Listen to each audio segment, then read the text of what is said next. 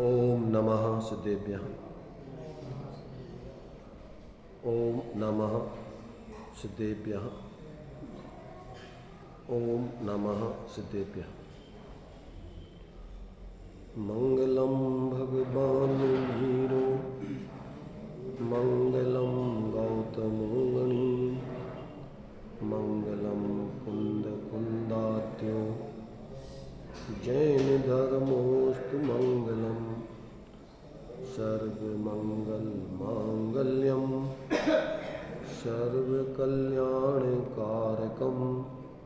प्रधानम सर्वधर्माणां जैनं जयतु शासनम जैनं जयतु शासनम वंदितु सर्वसिद्धि ध्रुवमचलमणोभवं गतिं पत्ति मोक्षामि समये पाहुर मृणमो सुधकेवलीभणिदम्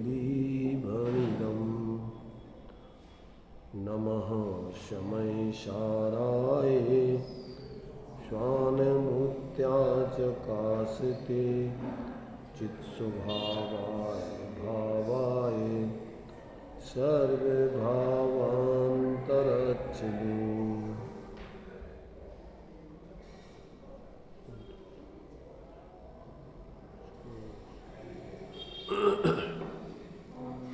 निर्जराधिकार अपना चल रहा है। गाथा 206 चली थी, जिसमें ज्ञानियों के अपने उस ज्ञान स्वरूप आत्मा में ही तृप्ति, संतुष्टि, लीनता होती है। उसी में ही उनको परम संतोष मिलता है। ये बात इस गाथा में आचार्य देव ने स्पष्ट की थी। इसमें तात्पर्य वृत्ति के माध्यम से इसमें समझना अपने लिए रह गया था। तो देखिए, तात्पर्य वृत्ति में एक प्रकार से बहुत ही संक्षेप में उसी बात को जो आचार्य कुंद देव ने गाथा में कही, आचार्य अमृत चंदेव ने आत्मख्याति टीका में स्पष्टीकरण दिया, और जो भावार्थ जयचंद जी छावड़ा का है उसमें भी उसी बात को स्पष्ट किया, पर अपने अपने तरीके से उस बात को ज्ञानी प्रस्तुत करते हैं। एक श्लोक जो दिया था वो आगे की गाथा से संबंधित है, तो उसमें भी उसी बात को स्पष्ट किया है कि ज्ञानी अपने स्वरूप को ही ग्रहण करके उसमें ही तृप्त, संतुष्ट, लीन होते हैं। क्यों होते हैं? संयुक्तिक आगे की गाथा में जो विषय आएगा उससे संबंधित वो कलश था 144। तो अभी तात्पर्य वृत्ति में जो 206 नंबर की गाथा है उसका बहुत ही शॉर्ट में इसको यहाँ पर अपन पढ़ते हैं। देखिए, ए दम्मी रदो नित्यम संतुट्ठो हो ही नित्य में दम्मी एदेण हो ही तित्तो। 406 पेज पर नीचे का पैराग्राफ पढ़ रहे हैं। हे भव्य, पंचेंद्रिय सुख से निर्वृत्ति लेकर निर्विकल्प योग के बल से स्वाभाविक परमात्म सुख में सदा के लिए लीन हो, संतुष्ट हो, तृप्त हो। क्या कहा? निर्विकल्प योग के बल से। मात्र सविकल्प विचारों में आत्मा का अनुभव नहीं होता है। निर्णय करने के लिए तो सविकल्प विचार चलते हैं, परंतु स्वरूप का यदि अनुभव करना है, साक्षात्कार करना है, आत्मा का तीव्र आनंद पाना है, तो निर्विकल्प योग के द्वारा पक्षातिक्रांत होके सभी विचारों को विराम दे करके स्वरूप के अनुभव के काल में प्रमाण न निक्षेप को न उद्योत अनुभव में देखे।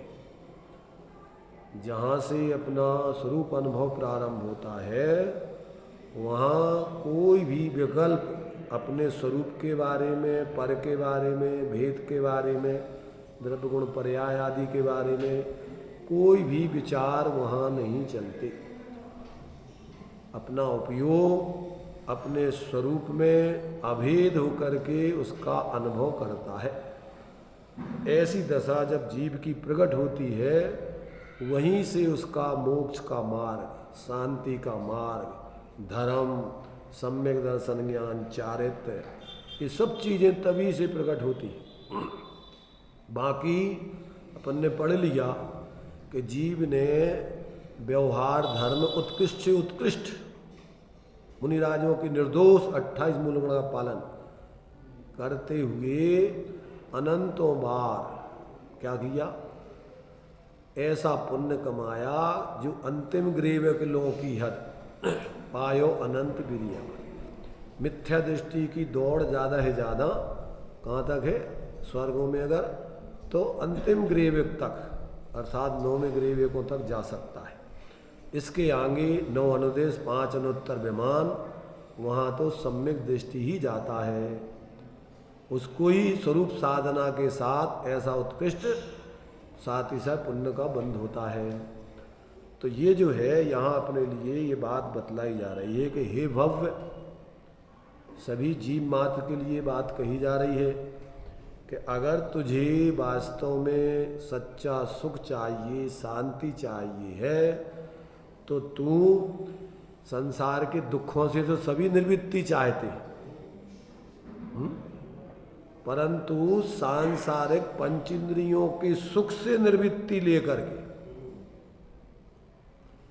आपके उदय में तो सबको बैराग आ जाता है, बेकार है, संसार असार है। कई बार अपन ने कसाय पूर्वक बैराग ले लिया, दीक्षा ले ली, पर तत्व ज्ञान आत्मज्ञान के बिना बुद्ध दबी हुई धसी हुई कसाय संसार से द्वेष बुद्धि करके और अपन ने दीक्षा ले ली, निर्वृत्ति ले ली, त्यागी बन गए, वृत्ति बन गए, परंतु उससे कोई शांति नहीं मिलना है। जब तक वस्तु तत्व को समझकर सबसे मध्यस्थ होकर अपने उस एकत्व विभक्त आत्मा का अवलंबन करके और अतीन्द्रिय आनंद पूर्वक सहज बाह्य निर्वृत्ति नहीं होती, तब तक सच्चा धर्मात्मा नहीं बनता, सच्चा त्यागी वृत्ति नहीं कहलाता, सच्चे मुनिराज की दशा नहीं होती।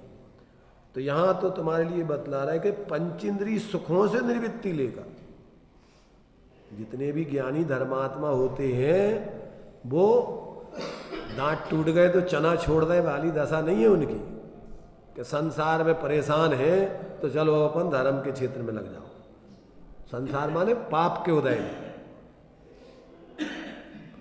माने पाप के उदय में तो सभी लोगों को बैराग जैसा लगने लगता है, पर पुण्य के उदय में भी जब तुम्हारे लिए आकुलता हो, दुख लगे, उससे भी निवृत्ति होने की तुम्हारी भावना हो, तो समझ लेना कि तुम सच्चे तत्व ज्ञान पूर्वक निवृत्ति लेने वाले जीव हो।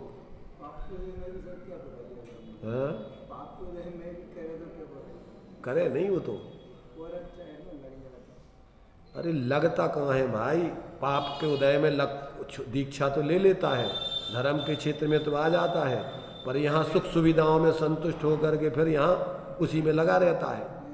अच्छा खाने मिल जाए, मान सम्मान मिल जाए, पूजता मिल जाए, तो बस ख्याति लाभ पूजा आदि चाहे धर करे, विविध विध देह दाय, तो इसमें क्या रखा है भाई। पाप के उदय को तो दुनिया दुख मानती है, पर पुण्य के उदय में भी दुख लगे, जो अपन बोलते हैं कि पाप को तो पाप सारी दुनिया कहती है, पर पुण्य को पाप जानने वाले कोई बिरले होते। ऐसे ही पाप के उदय में तो सब जीव अपने को दुख का अनुभव करते, पर पुण्य के उदय में भी अपने को दुख का अनुभव करने वाले जीव बहुत बिरले होते हैं। यहाँ तो वो बात चल रही कि भैया पंचेंद्रियों के सुख से निवृत्ति लेकर, बाहर में खाने पीने की व्यवस्था नहीं है, परेशान है, और उस परेशानी से ऊब करके, सिर्फ पाप के उदय वाली ऊब करके और इधर आए, और फिर यहाँ अगर उससे ऊब करके आए और तत्व ज्ञान पूर्वक आपने स्वरूप साधना की तो अच्छी शाबाश, समझे ना। लोक में कहावत भी है कि कि दुख में सुमरण सब करे, सुख में करे ना कोई, और जो सुख में सुमरण करे तो सम्यक दृष्टि होए।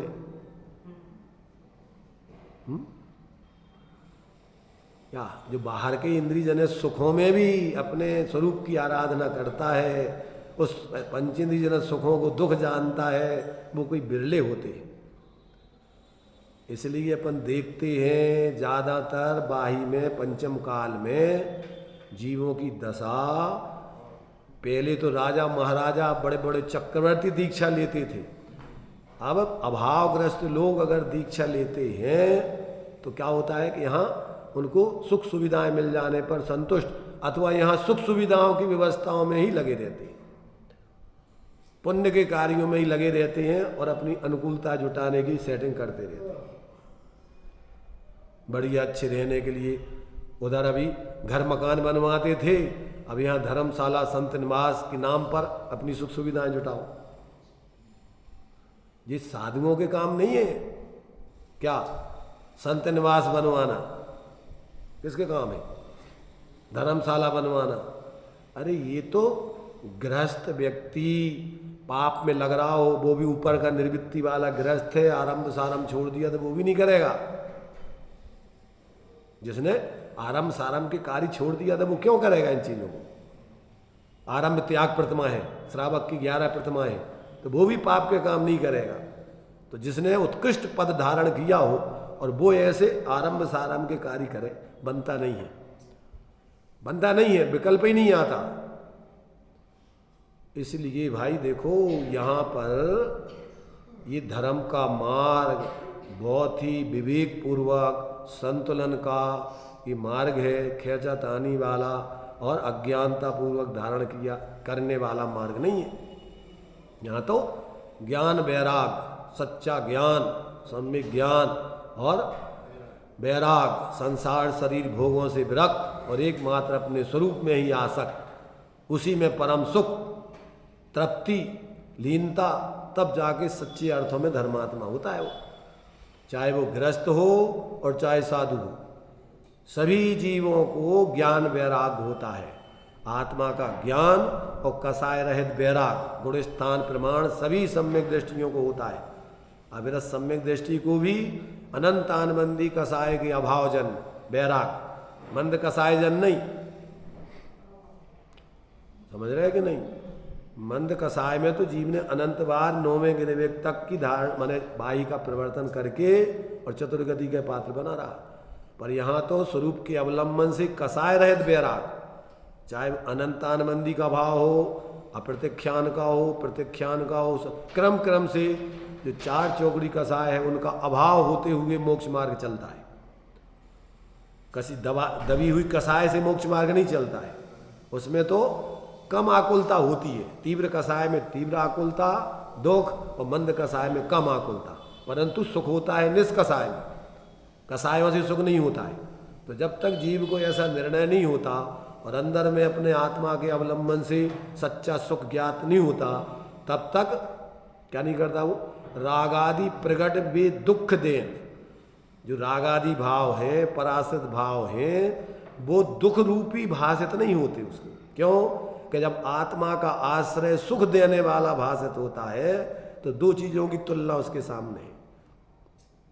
तो यहाँ आचार्य देव कह रहे कि भैया देखो, पंचेंद्रिय सुख से निवृत्ति लेकर निर्विकल्प योग के बल से, योग माने निर्विकल्प स्वरूप से जुड़कर, योग माने जोड़ होता है, तो किससे जुड़ना?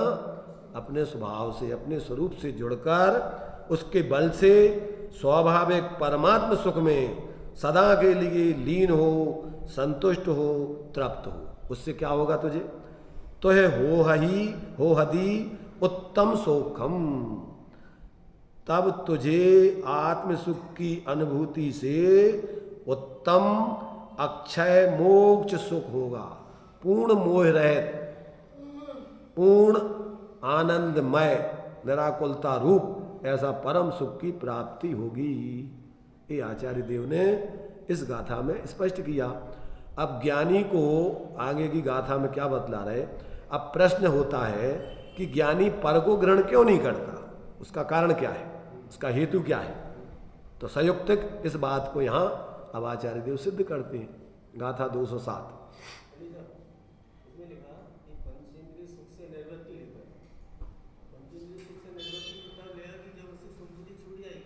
क्या सूख जाएगी? हाँ,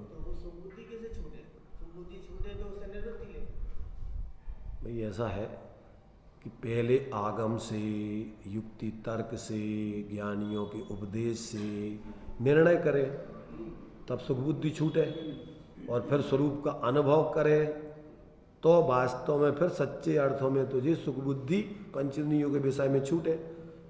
बिना स्वरूप के अनुभव के पंचेंद्रियों के विषयों में सुख बुद्धि छूटती नहीं है। तो पहले तो भगवान जिनेंद्र के माध्यम से आगम में उनने जो अपने स्वरूप का अनुभव करके और पंचेंद्रियों के विषय में सुख नहीं है तुझे बताया है, तो पहले तो उन पर विश्वास आवे तुम्हें कि भगवान जिनेंद्र झूठ नहीं बोल सकते, और जितने ज्ञानी हुए हैं वे झूठ नहीं बोल सकते हैं। और तेरी बुद्धि में भी युक्ति तर्क से ये बात जमने चाहिए कि वास्तव में अभी तक अपन ने बाहर में सब कुछ पाया पर शांति तो मिली नहीं। बाहर की अनुकूलताएं अनंतों बार जीव ने, धन कन कंचन राज सुख सबई सुलभ कर जान। अभी अपन इतना खा रहे पी रहे, अभी कौन अपन भूखों मर रहे, कितनी शांति मिल रही। तो अपनी बुद्धि में भी आना चाहिए कि भैया इसमें अपन इधर खाते उधर, फिर इच्छाएं पैदा, फिर इच्छाएं पैदा, तो कहाँ उसमें शांति मिल रही। और खाते समय आकुलता, खाने में ही आकुलता, पराधीन वृत्ति है, कसाय पूर्वक खाते हैं।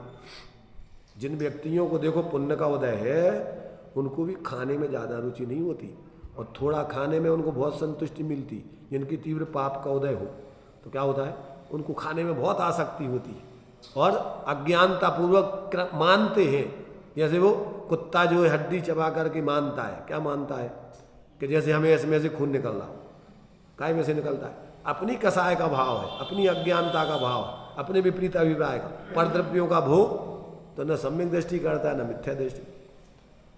इसलिए पहले आगम से, युक्ति तर्क से, ज्ञानियों के उपदेश से आपको ये निर्णय आना चाहिए कि सभ्यद संसार असारा, या में सुख ना ही लगा रहा। तो पहले तो आपको सविकल्प दशा में ऐसा जमे कि हाँ वास्तव में ये बात सही होना चाहिए। और सही कब होगी कि जब तुम ऐसा विश्वास करके व्यवहार में और अंदर में जो आत्मा में सुख है, आचार्य कह रहे, ज्ञानी कह रहे, अपन को भी परोक्ष ज्ञान में ऐसा समझ में आ रहा है हो, तो फिर अंदर में अपन पुरुषार्थ करके निर्विकल्प होकर अनुभव करेंगे। और अनुभव करोगे तो हाथ कंगन को आरसी की जरूरत नहीं पड़ेगी, फिर किसी से प्रमाण की जरूरत नहीं पड़ेगी कि भैया सुख कहाँ है। फिर तो वो स्वयं दूसरों को कहेगा, क्या कहेगा, इधर आओ भैया, कहाँ भटक रहे हो। राग आग दहे सदा ताते समामृत से ये चिर भजे विषय कसाय, अब तो त्याग निज पद भेजिए, कहाँ रचो पर पद में न तेरो पद, यह क्यों दुख सहे, अब दौल हो सुखी स्वपद रच दाव मत। किसने कहा ये? जिनने अंदर में अपने आत्मा का आनंद भोगना चालू कर दिया, चाहे वो चौथे वाले हों, चाहे पांचवें वाले हों, चाहे छठवें आदि वाले हों, चाहे 13वें वाले हों। उपदेश 4 गुण स्थानों में मुख्य रूप से चलता है ज्ञानियों का, आप्तों का। एक तो चतुर्थ गुण स्थान में, उत्तरोत्तर आप्तों का 5म गुण स्थान और चतुर्थ गुण स्थान में, और एक उत्तराप्त गणधर आदि, आचार्य आदि, मुनिराज आदि का 6वें गुण स्थान में, और एक भगवान जिनेंद्र का 13वें गुण स्थान में दिव्य ध्वनि खिड़ती है। इन 4 गुण स्थानों में सच्चा उपदेश हो सकता है, इसके अलावा और उपदेश की व्यवस्था नहीं है। इसलिए अपन को ये सब बातें जिन ज्ञानियों ने स्वरूप का अनुभव होगा उन्होंने अपन को ये उपदेश दिया, और अपन को उनके वचनों पर अपने खुद की बुद्धि से निर्णय, परोक्ष निर्णय करने पर क्या होगा, ये बात पहले समझ में आए परोक्ष रूप में कि हाँ ये बात सही होना चाहिए, सही है। ये कब होगा? निर्णय नहीं, अनुभव हो जाने पर।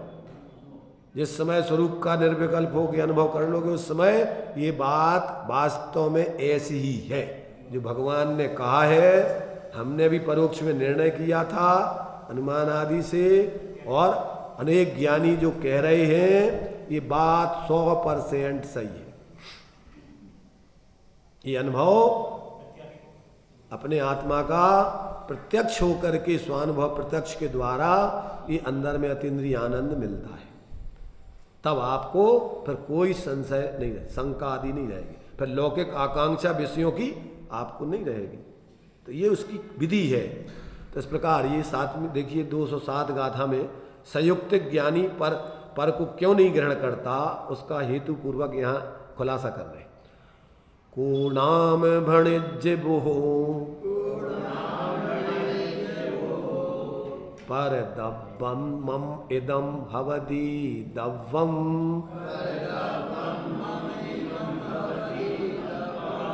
अप्पाणमप्पणोपरि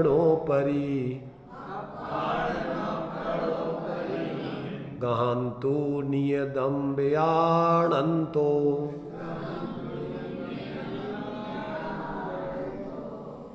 पर द्रव्य मुझे द्रव्यो तो कौन ज्ञानी ने कहे निज आत्म को निज का परिग्रह जानता जो नियम से।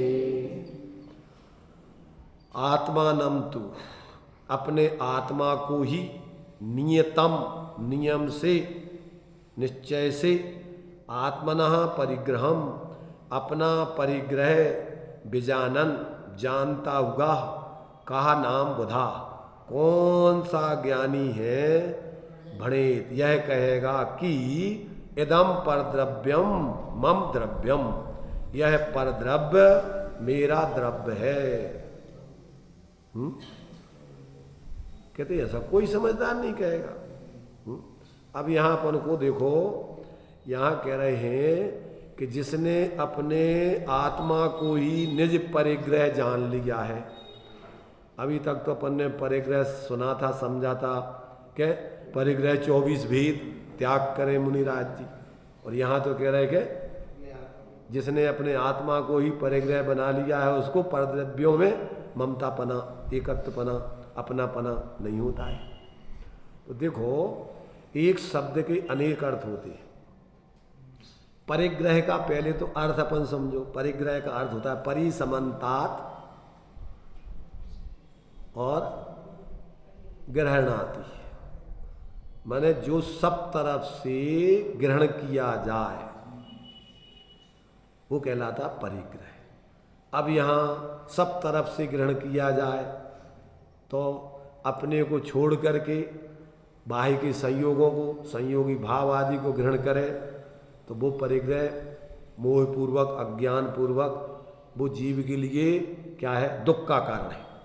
और यहाँ सब तरफ से अपनी आत्मा को ही अपना स्वरूप जान करके उसको ग्रहण किया जाए।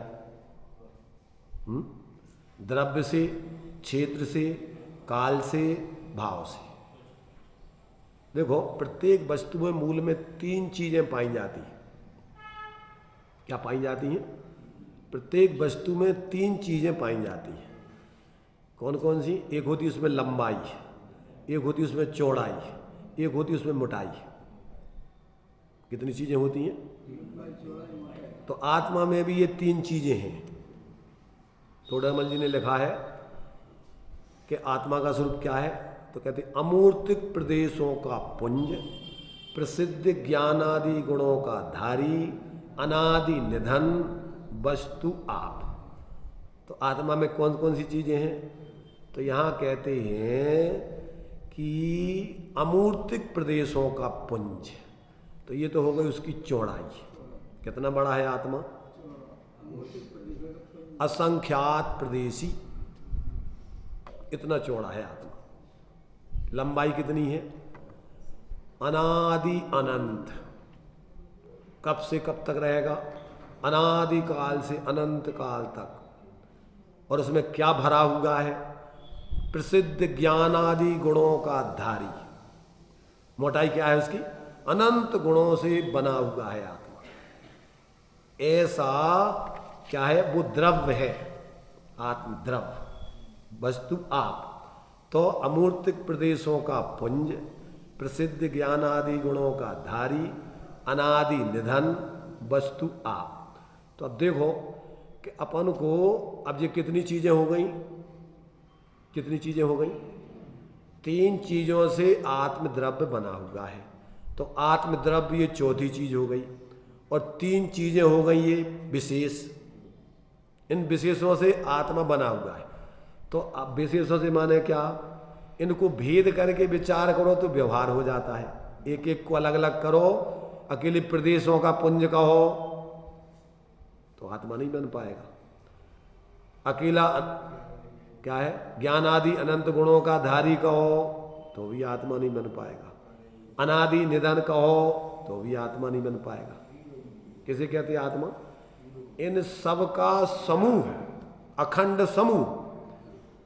तो ऐसा अपने लिए फिर क्या है? ये 3 चीजें मिला करके चौथा द्रव्य, द्रव्य बन गया।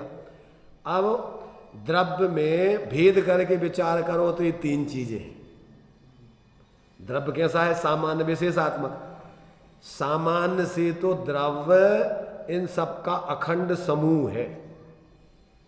कैसा है? इन सब का एक एक प्रदेश अलग अलग द्रव्य नहीं है, हैं? एक एक गुण अलग अलग द्रव्य नहीं है, और एक एक पर्याय, भूत में हो गई, वर्तमान में हो रही, भविष्य में होंगी, एक एक पर्याय द्रव्य नहीं है। द्रव्य किसे कहना है? न द्रव्येण खंडयामी, न क्षेत्रेण खंडयामी, न कालेन खंडयामी, न भावेन खंडयामी। इन चारों से खंडित नहीं होने चाहिए, अखंड। तो द्रव्य से विशेषों को गुण करके सामान्य देखना है। सामान्य माने प्रदेश, गुण, पर्याय सब अभेद देखना है। अकेले प्रदेश नहीं देखना अलग, अकेले गुण नहीं देखना अलग, अकेली पर्याय नहीं देखना। क्या देखना? इनका सामान, सभी पर्यायों में अन्वय रूप से रहने वाला, सभी गुणों में सामान रूप से रहने वाला, सभी प्रदेशों में अभेद रूप से रहने वाला, उसका नाम द्रव्य है। तो द्रव्य से भी खंडित नहीं करना। द्रव्य से खंडित करोगे, अकेले प्रदेश ले लो, अकेले गुण ले लो, अकेली पर्याय ले लो, तो क्या हो जाएगा? क्या हो जाएगा? द्रव्य खंडित हो जाएगा, ये विशेष हो गए उसके। तो क्या करना है? सामान्य में इन सब का अखंड पिंड है आत्मा। समझ में आ रहा कि नहीं? ऐसे ही अपन को द्रव्य में सामान और क्षेत्र में अभेद, भेद करो, इनके प्रदेशों के भेद करो, तो क्या हो जाएगा? वो खंड खंड हो जाएगा। इसलिए प्रदेशों से भी क्या लेना है? अभेद। और पर्यायों से भी क्या लेना है? नित्य। एक एक पर्याय में अन्वय रूप से द्रव्य ज्यों का त्यों। इसलिए कालवर्ती पर्यायों का पिंड द्रव्य है। एक भी पर्याय निकाल दो तो वस्तु खंडित हो जाती है, एक भी प्रदेश निकाल दो तो वस्तु खंडित हो जाती है, एक भी गुणधर्म निकाल दो तो वस्तु खंडित हो जाती है। तो अपन को क्षेत्र से भी अभेद, काल से नित्य और भावों से एक, अनेक भाव जो अनंत गुणात्मक हैं, तो ऐसा उसमें एक चैतन्य स्वरूप द्रव्य स्वभाव। तो ऐसा चारों में अपने लिए अब कहीं से आप पकड़ो, उसमें सब चीजें अखंड आने चाहिए। तो ऐसा आत्मा जो है क्या है? अपना वास्तव में स्वावस्तु है। तो क्या है? जिसने अपनी वस्तु को अखंड रूप से द्रव्य से सामान, अभेद, नित्य, एक रूप में ऐसी वस्तु को ग्रहण कर लिया, वो क्या होगा? अब वो परद्रव्यों को अपना द्रव्य, अपना स्वरूप क्यों मानेगा? क्या अपना के लिए एक पर्याय मात्र नहीं है? आत्मा कितना है? सभी पर्यायों में नव तत्व गतत्व भी यदि एकत्वम न मुंचति, सब में जाकर के अपने वो अभेद पने को, द्रव पने को नहीं छोड़ता है। जैसे देखो भाई, पंखा चाहे चल रहा हो चाहे रुक जावे, तो पंखा क्या है? रुका हुआ है पंखा कि चलता हुआ है पंखा? है? अरे पंखा तो सब में अनवय रूप से रहता है ना। रुका है तो भी पंखा ज्यों का त्यों पूरा, चल रहा है तो भी पंखा ज्यों का त्यों पूरा। क्या उसमें कछु कमी बड़ी हो जाएगी? ऐसे ही जीव संसार दशा में भी ज्यों का त्यों पूरा, और मोक्ष दशा में भी ज्यों का त्यों पूरा, मोक्ष मार्ग की दशा में भी ज्यों का त्यों पूरा। अब अंतर क्या है? देखो अंतर क्या है? अंतर यही ऊपरी जान। क्या ऊपरी जान? कि जैसे पानी में हवा के निमित्त से लहरें उठती हैं, तो लहरों में तो पानी व्याप रहा है, तो भी लहरें जब वो हवा का अवलंबन छोड़ देती हैं तो शांत हो जाती हैं। तो वो जो लहरों में जो पानी था वो कहाँ चला गया? कहाँ चला गया? वो उसी पानी में गुडुप, लहर पानी की पानी में डुबकी लगा गई और वो चंचलता खत्म हो गई, बेकार दूर हो जाता है और वस्तु ज्यों की त्यों बनी रहती है। अपने शरीर में से बीमारी चली जाए पर अपने शरीर के अंग वस्तु ज्यों की, शरीर ज्यों का त्यों रहेगा। तो वो विकृति स्वभाव नहीं है। आत्मा का स्वभाव विकृति नहीं है। क्या है? आत्मा अपने स्वाश्रित दशा रूप परिणमन करे, वो उसकी स्वस्थ दशा है। और जब अपने स्वरूप को नहीं, तो अशुद्धता क्या है? कब जैसे मान लीजिए तुम शरीर आदि को अपना स्वरूप मान रहे, जान रहे, तो ये ज्ञान में तुम्हारी मिथ्यापना चल रहा है, श्रद्धान में मिथ्यापना चल रहा है। पर आत्मा, शरीर आत्मा बन जाएगा कि आत्मा शरीर बन जाएगा? क्या बन जाएगा? भ्रम है तुम्हें सिर्फ। ये भ्रम जब तक जीव का नहीं टूटता तब तक उसके जीवन में निरंतर शास्त्र पढ़ता रहे, बाहर में व्रत उपवास धारण करे, पर अभी अंदर में स्वरूप का अनुभव नहीं हो तो अभिप्राय में उसकी वही मूर्खताएं चलती रहती। मैंने धर्म कर लिया, मैंने भोजन छोड़ दिया। क्या छोड़ दिया? भ्रम छोड़ दिया कि भोजन छोड़ दिया? भोजन तो तेरा छूटे छुटाया था कि छोड़ा है तूने? भोजन को खाया था आत्मा ने कि नहीं आज तक? भोजन को ग्रहण किया कि नहीं किया? अरे भाई, त्याग उपादान शून्यतपना है ना अपने में से कुछ छोड़ सकता है, ना पर में से कुछ ग्रहण कर सकता है। तो जब तक अंदर में निर्विकल्प आत्मा की अनुभूति नहीं होती तब तक उसका मिथ्यात्व, उसका अभिप्राय सम्यक होता नहीं है। शास्त्रों से कितना ही पढ़ ले, 11 अंग 9 पूर्व तक का पढ़ लिया, पर ज्यों का त्यों अभिप्राय नहीं बदलता उसका। क्यों? कि अभिप्राय तो देखो, अपन लोक में भी दृष्टांत समझो कि जब तक आपको किसी चीज का स्वयं स्वाद नहीं आ जाए, दूसरों के कहने से आप कितना ही स्वीकार कर लो, परंतु आपका संदेह दूर नहीं हो सकता है। हो जाएगा क्या? इमली खट्टी होती है, ठीक है, जिनने खाई वो कह रहे हैं, और तुमने उनके कहने से मान लिया, तुम्हारा बिल्कुल बहुत खास व्यक्ति कह रहा है विश्वासपात, तुम्हें इमली का स्वाद आ जाएगा, उस पर विश्वास हो जाएगा। अगर कोई और व्यक्ति कहेगा कि अरे यार तुम महापागल, तुमसे किसने कह दिया है, बीमार होगा उसने तुम्हें खा करके कह दिया कि खट्टी होती इमली, इमली तो मीठी होती है, क्या होगा? कितना भी तुम भगवान की वाणी से भी विश्वास करो तो वो विश्वास तुम्हारा सम्यक नहीं है। आगम, युक्ति, तर्क, ज्ञानियों का उपदेश और स्वानुभव, मेरे निज वैभव का जन्म, इन 4 से क्रम पूर्वक होता है। तो आगम के, भगवान के बिना तो कोई बता नहीं सकता, पर अपनी बुद्धि से निर्णय किए बिना आपको समझ में आएगा नहीं, विश्वास आएगा नहीं व्यवहार में, और उस मार्ग पे चलने वाले जीव नहीं होंगे तो भी लगेगा कि यार कोई तो दिख नहीं रहा। अगर इस मार्ग सही होता तो इसमें चलते दिखते, तो अपन को चलते हुए अनादि अनंत काल से ज्ञानी भी देखें, उनका भी अपन को आना चाहिए कि इतने जीव इस पर चलते हुए सुखी हो रहे हैं। और फिर उस पर अपन विश्वास लाकर स्वयं निर्विकल्प होके जब स्वरूप का अनुभव करके अतीन्द्रिय स्वाद लेंगे तो अब बात तुम्हारी पक्की हो गई। अब 3 लोग भी आ जाए तुमसे कहने के लिए, तो 3 लोग को विचलित कर देने वाला भूचाल आ जाए तो अभी तुम्हारी श्रद्धा विचलित होगी क्या? तो जीव ने अनंतों बार दूसरों के कहने पर क्षयोपशम ज्ञान की धारणा में समझ के संतुष्टि कर ली, पर वो संतुष्टि नहीं है, सही नहीं। आता समझ में? ज्यादातर लोग भ्रमित इसी में होते हैं। शास्त्रों से पढ़ लिया, सुन लिया, अपना निर्णय कर लिया, सोचते हम तो ज्ञानी बन गए और दूसरों को उपदेश देने लग गए। हाँ? हो गया धर्मात्मा, होगा ज्ञानी के नहीं हो गया? कुछ नहीं, भ्रमित है सब। इसी प्रकार बाहर ज्ञानियों का निर्वृत्ति वाला त्याग देखकर, साधु संतों वाला या त्यागी वृत्तियों वाला, और उसने भी कि भैया देखो यही अपन को संसार तो सब बेकार है, सब स्वार्थ के साथी है, बेकार है, और वास्तव में धर्म ही साथी है, और अपन ने इस मार्ग में आ गए, और जो अंदर सच्चा धर्म है स्वाश्रय से स्वभाव, वो अपन ने देखा नहीं, और औपचारिक धर्म में अपन व्रतोपवास त्याग ये सब करते रहे, तो शांति मिल जाएगी कि नहीं? नहीं मिलेगी। इसलिए भ्रम में नहीं रहना चाहिए। और किसी बहुमत के समूह में, बहुत ज़्यादा बहुमत समूह आज के ईसाइयों का है, मुसलमानों का है ज़्यादातर लोग। अभी एक जैन आया था, कहता अगर जैन धर्म सही होता तो इसमें भीड़ होना चाहिए ना, इसलिए हम मुसलमान बनते, इसमें बहुमत है। अपन भी यही करते हैं, भीड़ दिखे धर्म में, बहुत से लोग सुनने वाले हों, भीड़ हो तो लगता है कि हाँ ये बात सही होगी।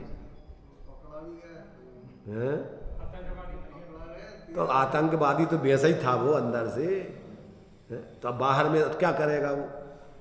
इसलिए भाई देखो, जब तक ईमानदारी से निर्विकल्प हो के आत्मा का अनुभव नहीं हो, तब तक कहीं संतुष्ट नहीं होना, भ्रमित नहीं होना, भीड़ के पीछे नहीं लगना, किसी समूह में शामिल होके अपने को धर्मात्मा नहीं मानना।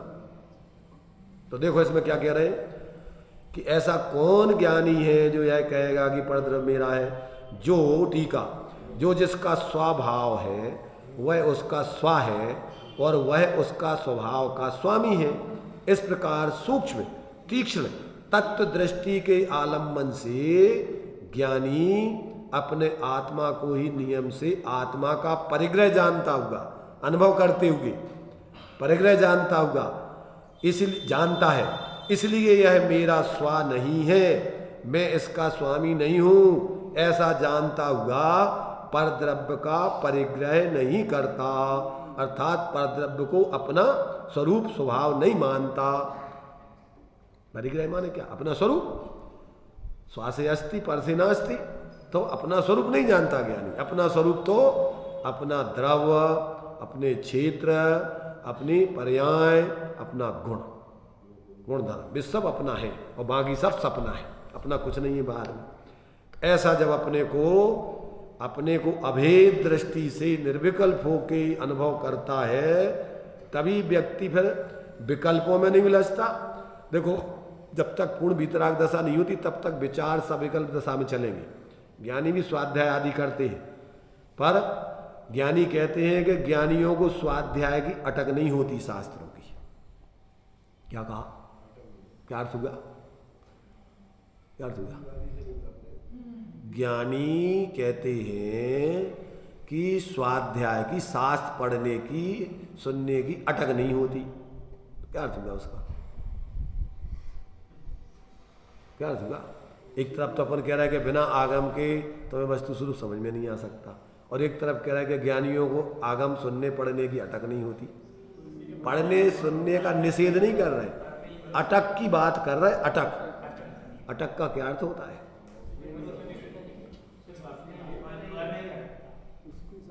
देखो ज्ञानी का मोक्ष मार्ग रुकता नहीं है। अटक माने रुक जाना। अब भैया बे नैया हुआ काम रुक गो, बर्तन वाली नहीं आए, अब क्या करें? अब हमारे कौन मांजेगा बर्तन? जिसके खुद हाथ पांव नहीं चलते हो, हाथ पांव के कायले मुंह में मूछे जाए, बुंदेलखंड में कहावत है, हाथ पांव के कायले मुंह में मूछे जाए। अरे भाई नहीं समझ में आया। ऐसा है, लोग बाग मूछे रखते थे ना, मूछों की तो कीमत लोग एक बाल गिरवी रख देते थे, इतनी कीमत थी। पर उसकी पहचान मूछों से ही मानी जाती है कि मूछ वाला आदमी है। मूछ माने इज्जत। तो जिस व्यक्ति का प्रमादी हो बहुत, तो वो मूछें जो है मुंह में जा रही, उसके खा पी नहीं पा रहा है, उसको हाथ ऐसे करके मूछों के ऊपर नहीं कर पा रहा, हाथ पांव के कायले माने प्रमादी, आलसी, काहिल। तो क्या कि वे अपने मुंह में लगी हुई मूछों को ऊपर नहीं कर पाते, मुंह में घुस रही नहीं। ऐसे ही यहां पर कहते हैं कि जो व्यक्ति प्रमादी है, आचार्य नपुंसक कहते हैं उसको, तो वो अपने आत्मकल्याण नहीं कर सकता है। तो यहां अब उसके लिए जो व्यक्ति अपने स्वरूप के अवलंबन से मोक्ष मार्ग में प्रवृत्ति कर रहा है, तो उसके लिए अब पर की अटक नहीं है कि हम इनके बिना हम कोई काम रुक दे। अब उसका तो निरंतर स्वाश्रय से असंख्यात तो त्रियंश हैं, और भी जीव हैं, नरक में अभी सम्यक दृष्टि हैं, तो वे बाहर में कौन सा स्वाध्याय कर रहे हैं, कौन से शास्त्र पढ़ रहे हैं, पर क्या उनका मोक्ष मार्ग रुक गया क्या? पहले उन्होंने जो आगम से, युक्ति तर्क से, ज्ञानियों के उपदेश से स्वरूप का निर्णय कर लिया, अब तो उसका प्रयोग करना है। तो शास्त्रों में तो अपन क्या है, प्रयोग अगर अपन को समझ में नहीं आया तो समझने के लिए है, और समझ लिया तो अब तो जीवन में प्रैक्टिकल करो। तो जितने तीर्थंकर आदि होते हैं वो दीक्षा लेने के बाद कौन से शास्त्र पढ़ते, क्या करते हैं? तो कुछ नहीं, अपने स्वरूप की आराधना करते। उनके ज्ञान में सब कुछ है कि भैया ये स्वा स्वा है, पर है। तो ऐसा जब जीव को अंदर में अपने स्वरूप का अनुभव होता है, तो उसको बाहर की कोई अटक नहीं होती, उसके बिना कोई काम नहीं रुकता। वो अंदर में अपना स्वाध्याय के 5 भेद हैं, तो उनमें जब तक पूर्ण वितराग दशा नहीं होती, बाहर में यदि शास्त्र पढ़ने सुनने नहीं मिले, तो क्या करता है? अनुप्रेक्षा, अंदर में जो धारणा में उसने ग्रहण किया है, अब उसका ही चिंतन करता है, मनन करता है, उसी के आधार पर अपने स्वरूप की आराधना करता है। जो निसर्ग सम्यक्त होता है, पूर्व में सुनी हुई देशना के माध्यम से ही तो करता है वो।